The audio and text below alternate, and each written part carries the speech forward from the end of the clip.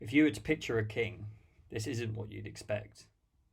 Over the next 2 weekends, we'll be exploring 3 surprising portraits in Luke's Gospel. There's a royal arrival on a donkey. There's a bloody execution. And there's an empty tomb.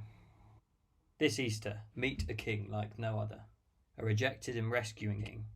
A risen and returning king. There's a lot of traditions that we do that are pretty weird. Is Easter just another one of those? I guess there's lots of ideas about what it's about. And Good Friday is even more weird, isn't it? Because when you consider, it marks the day of an execution, someone's death. Why is that good? Why is it cause to celebrate? We're familiar with the cross emblem because we see it often, don't we? Christians wear it around their neck. But that's weird.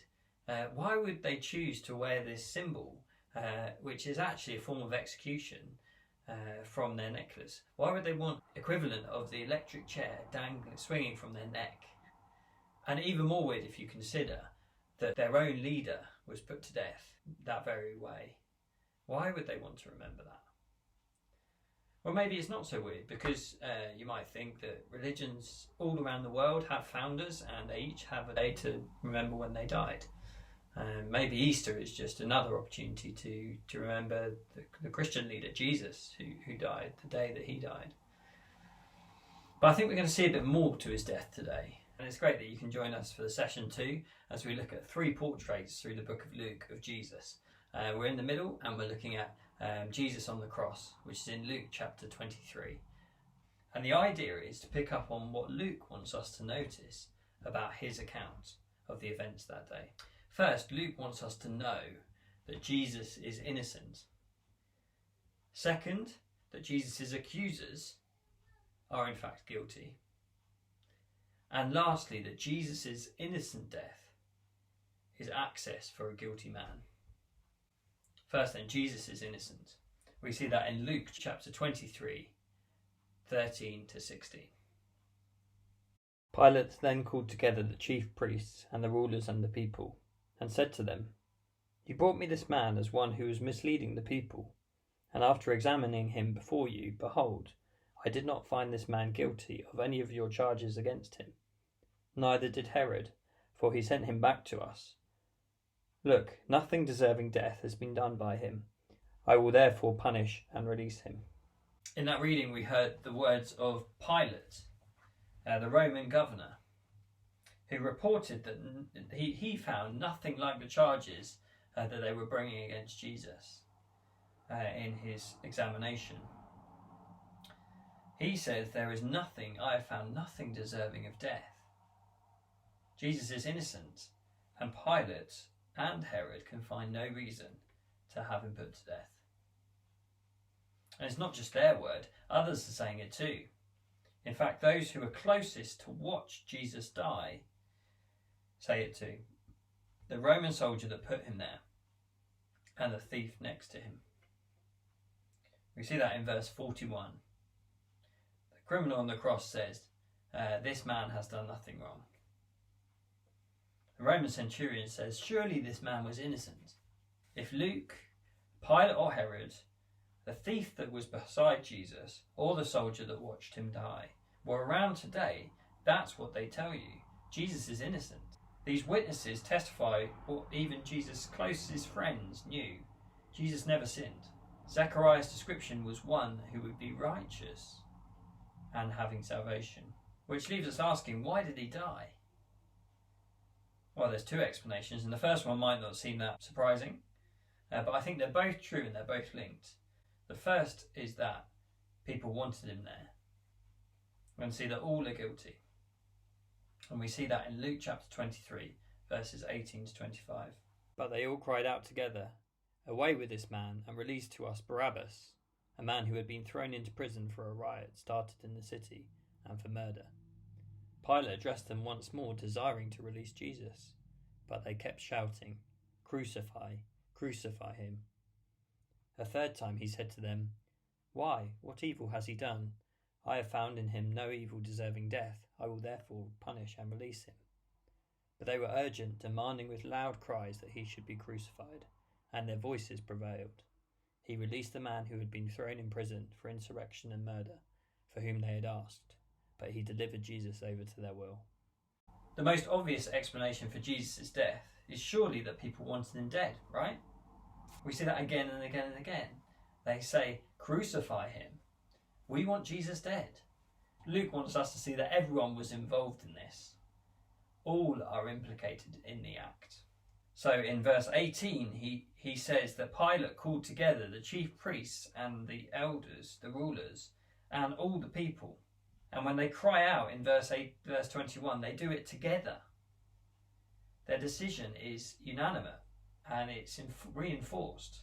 Pilate says, I don't want to. And they say, do it.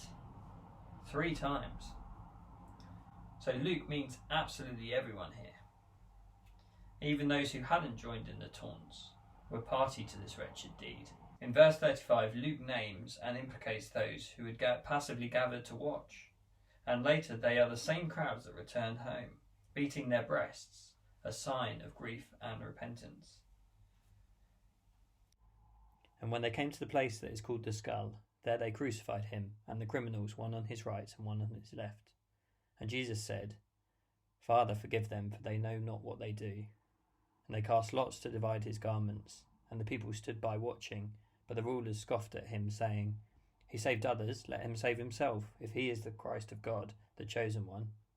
The soldiers also mocked him, coming up and offering him sour wine, and saying, If you are the king of the Jews, save yourself. There was an inscription over him, This is the King of the Jews. One of the criminals who were hanged railed at him, saying, Are you not the Christ? Save yourself and us. But the other rebuked him, saying, Do you not fear God, since you are under the same sentence of condemnation? And we indeed justly, for we are receiving the just reward of our deeds, but this man has done nothing wrong. Did you see that? In their mockery of Jesus, Jew and Gentile, official and commoner, soldier and prisoner are united. Sworn enemies who'd usually be unwilling to do anything cooperatively are now acting in one accord, in mockery of Jesus. Luke records every word of their accusations, and it's such a thorough record that it reads more like a witness testimony. And that's the twist. This is meant to be Jesus' aggressors, putting Jesus on trial, but it reads more like Jesus' aggressors being on trial. And Luke's giving evidence against them. They're the guilty ones. All are guilty in this act. In his second volume, Luke writes in the book of Acts these words, The God of our fathers glorified his servant Jesus, whom you delivered over and denied in the presence of Pilate when he had decided to release him. But you denied the Holy and Righteous One and asked for a murderer to be granted to you, and you killed the author of life, whom God raised from the dead. To this we are witnesses. They are guilty. That's why he's laying this down now, is because they are going to see when Peter says that to them in his second book. And Luke wants us to see that all people are guilty, and that all of humanity are united against God and against his anointed one. That all people, given the choice, would have Jesus out of the picture. Well, we've seen that Jesus is innocent, we've seen that all are guilty, and now we're going to see that Jesus' innocent death gives access to a guilty man. And we see that in Luke chapter 23, verses 42 to 49. And he said, Jesus, remember me when you come into your kingdom. And Jesus said to him, Truly, I say to you, today you will be with me in paradise. It was about the 6th hour, and there was darkness over the whole land until the 9th hour, while the sun's light failed. And the curtain of the temple was torn in two. Then Jesus, calling out with a loud voice, said, Father, into your hands I commit my spirit. And having said this, he breathed his last. I bet money that if you'd had an open chat with a Christian, you know that this kind of thing would have been something they'd said. You would have heard them draw the connection between this event, the death of Jesus, and sins being forgiven. But my suspicion is that it probably sounded a bit arbitrary to you. By that I mean a random consequence. This happens over here, there's no connection, and this happens over here. What's the logic? Maybe you discounted it anyway, dobbing it to be too good to be true. One of those offers you can't really rely on or trust. Well, if you still need convincing, hear it from Jesus himself. He makes that connection. In verse 34, he says, "Father, forgive them, for they do not know what they do." And then in verse 43, he says to the man who has just asked him, "Today you will be with me in paradise." Luke records just 2 sentences that Jesus speaks from the cross. He could have included what the other gospel writers do, which is, "My God, why have you forsaken me?" Or John saying, "It is finished," Jesus' final words. But no, he alone records this final conversation Jesus has with someone. The second man who hung beside him, and he's a nasty piece of work. He's there because he's done some serious things. He's got a list of offences as long as his arm. He's a criminal condemned to die for heinous crimes he committed against others. We see in what he says that that's a realisation that he had. He was being punished justly, receiving the penalty he deserved. And that realisation always comes together with the realisation of the need of Jesus to give access. That's simply what he asks, isn't it, in verse 42? "Jesus, you're the King. Remember me when you come into your kingdom." Literally, take me with you. So it's access that he needs and asks for, and it's access that Jesus gives. In verse 43, Jesus unreservedly grants it to him. It's full and immediate access. "Today you will be with me." Well, access is the theme of another detail that all the Gospels mention. Access is a theme of another detail that Luke mentions here in his Gospel. It's in passing, so you might have missed it. It's there in verse 45. Luke's recording the exact scene at the moment of Jesus' death. And the first thing we notice is that the whole place is plunged into darkness. This isn't an eclipse. It lasted for 3 hours. This is the original Black Friday. And then he says, "And the curtain in the temple was torn in 2. Why has Luke shifted the scene suddenly from the hillside to the temple?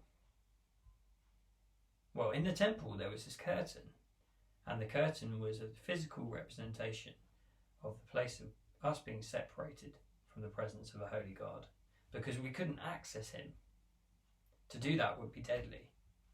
We're sinful, he's perfect, and the two can't be together.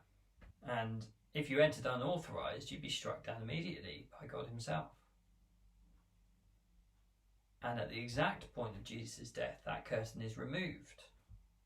The way of safe access to God for sinful people has now been opened. So what does this mean for you?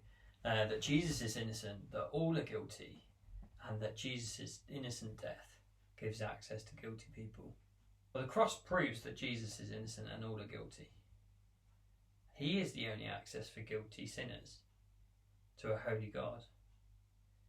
You might be like that criminal, with a list of offences as long as your arm. Everyone else has written you off and said they're the kind of person that's judged by God, surely. Rot in hell, you'd see on the front cover of the newspaper. And yet, God extends this invitation to you through his Son. Turn to him, see that you are guilty before a holy God. See that Jesus gives access to guilty people. And that's the access you need. Ask him for it, and he will grant it. Or maybe you don't see that. Maybe you consider yourself to be a respectable person, and that others are the problem. You need to see that we're all under the condemnation of God. The crowd, they were there, they were watching, and at the end they went away, they beat their breasts because they repented. They saw what they had done was evil. Rejecting Jesus as King is evil. And Jesus alone can grant access to God. And he does it by being judged for our sins.